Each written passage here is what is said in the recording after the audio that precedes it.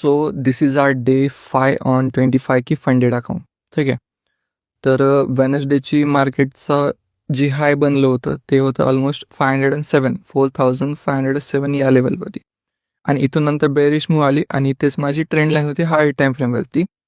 Almost 1 आवरच्या time फ्रेमवरती और 30 मिनिट्सच्या time फ्रेमवरती माझी एक ही ट्रेंड लाईन बनलेली होती, ज्याच्यावरती फर्स्ट टॅप आला. त्यानंतर इथे सेकंड टॅप आला. अगोदरच्या लोला मार्केटने स्वीप केलं. त्यानंतर डबल एकदा इथे ज्या मार्केट टेस्ट झालं त्या पॉईंटला मी इथे बाय ट्रेड घेतली. तर पहिला बाय आपला ऑलमोस्ट इथे होता. त्याच्यानंतर दुसरा बाय लगेच इथे होता आणि त्याच्यानंतर डबल एकदा तिसरा बाय होता इथे. आणि या तिन्ही ट्रेडमध्ये आपला एल हिट झालेत.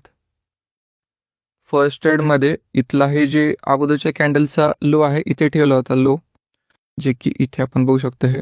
आणि हे नंतर पुढे येऊन आणि टार्गेट होतं आपलं इथं हे वालं स्विंग हाय. आणि इथे आपण बघू शकतो माझं इथे एल हिट झालं. त्यानंतर डबल इथे इथे एल असे सायमल्टेनियसली 3 बॅक टू बॅक माझे 3 एल झाले. त्याच्यामध्ये फक्त 3च एल नाही, भरपूर सारे ट्रेड घेतलेत. इनफॅक्ट मी त्या दिवशी ओव्हर ट्रेडिंग केली होती. बट माझा व्ह्यू क्लिअर होता की मार्केट बाय साईडला जाणार आहे. पण मी या पॉईंटला हे चुकत होते की मार्केट लिक्विडिटी घेतली नाही मार्केटने किंवा एक प्रॉपर लिक्विडिटी नंतरच मार्केट जाणार.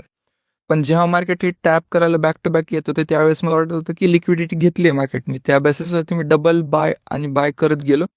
त्यामध्ये आपला ऑलमोस्ट $601 लॉस झाला, 601चा लॉस झाला. आणि वापस एकदा आपण ब्रेक इव्हनला आलो.